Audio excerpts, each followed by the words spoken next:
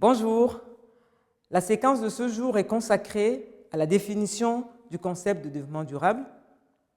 Avant le rappel de cette définition, nous reviendrons tout d'abord sur les sources de ce concept et sur les grandes dates de son développement. Nous insisterons à la fin de cette séquence sur les principes et les piliers du développement durable. Commençons cette séquence par présenter les sources et l'évolution de ce concept.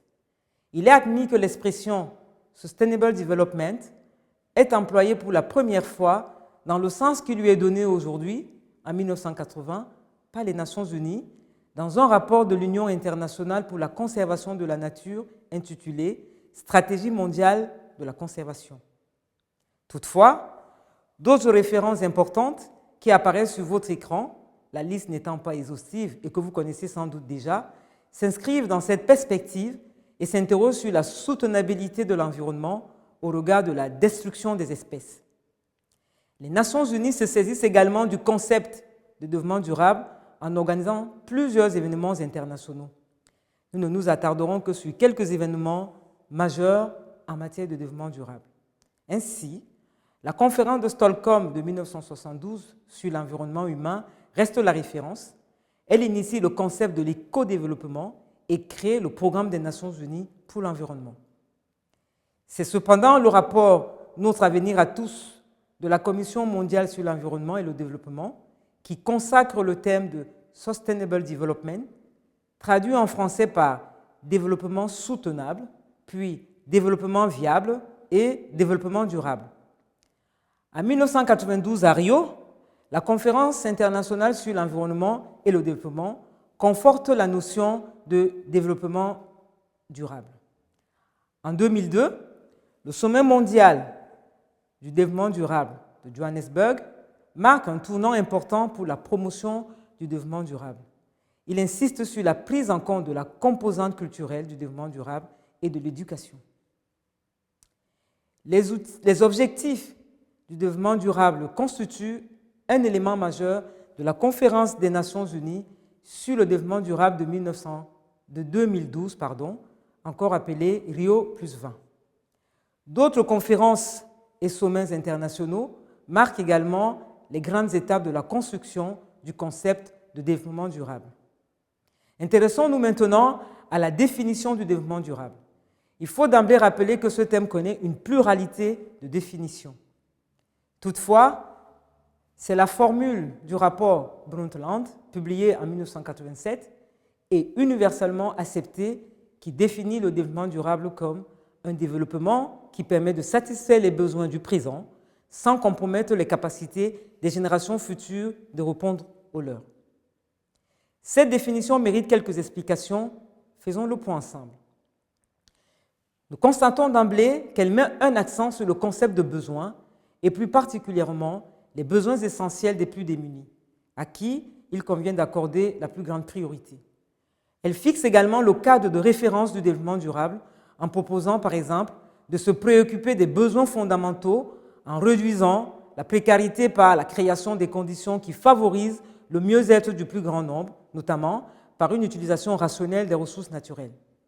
Elle propose également d'agir avec précaution et penser à long terme, parce qu'une action qui améliore les conditions d'un groupe donné doit également préserver les options pour la population actuelle et future. Quels sont les principes du développement durable? Le développement durable se propose de mettre en cohérence les aspects sociaux, environnementaux, économiques et culturels du développement, avec comme principe transversal la démocratie et la participation de tous les acteurs. Cette mise en cohérence vise à traduire dans des politiques et des pratiques un ensemble de 27 principes énoncés à la conférence de Rio en 1992. À titre illustratif, nous pouvons citer le principe de la responsabilité. Cette responsabilité s'exerce au niveau individuel et collectif. Au niveau international aussi, elle s'exerce. À ce niveau, les États ont des responsabilités communes mais différenciées. En l'occurrence, les pays riches, principaux responsables du changement climatique global, s'engagent à des quotas de réduction de leurs émissions de gaz à effet de serre. Le principe de la participation. Ce principe vise à mettre en œuvre des processus d'information transparente et pluraliste, de consultation, de débat public, de gestion des conflits, en intégrant tous les acteurs concernés à tous les niveaux de décision, du local à l'international. Exemple, la mise en place des conseils de jeunes, les conférences de citoyens.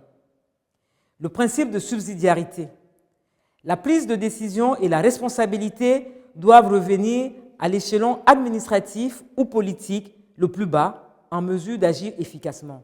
Exemple, une action de coopération internationale doit s'intégrer aux politiques décidées et mises en œuvre localement et non s'y substituer. Revenons sur les piliers du développement durable et quelques mots là-dessus. Le développement durable est conçu comme devant se reposer sur 3 piliers interdépendants et sur un strict pied d'égalité. Il s'agit du pilier économique, du pilier social et du pilier environnemental.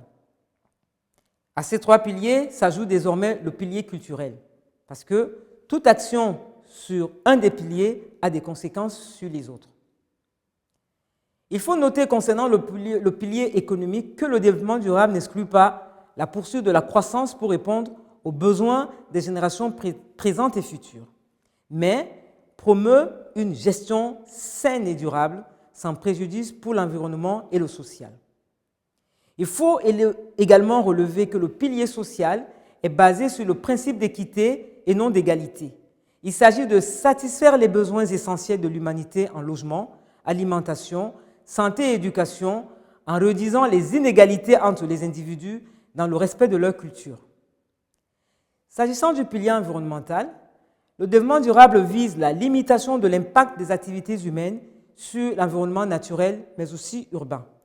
Il s'agit de préserver les ressources naturelles à long terme en réduisant leur surexploitation, les nuisances, la défiguration des paysages, l'exploitation des énergies fossiles au profit d'énergies renouvelables. Quant au pilier culturel, c'est depuis le sommet mondial du développement durable en 2002 que la culture est considérée comme une 4e composante du développement durable. En effet, il n'est plus possible désormais de concevoir un développement durable qui ne respecterait pas la préservation des libertés et des droits culturels, des identités, des savoirs, des langues, des modes et des rythmes de développement diversifiés.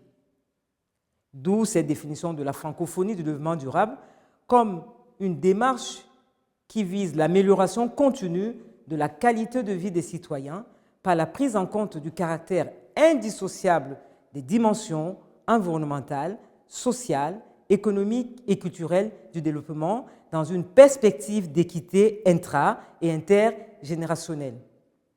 Voilà, nous arrivons au terme de cette séquence. La prochaine sera consacrée aux acteurs et aux outils du développement durable. Elle nous permettra de donner un bref aperçu des personnes physiques et morales qui contribuent à la définition des valeurs et des objectifs du développement durable et des outils qui favorisent leur mise en œuvre. En attendant, excellente journée à tous.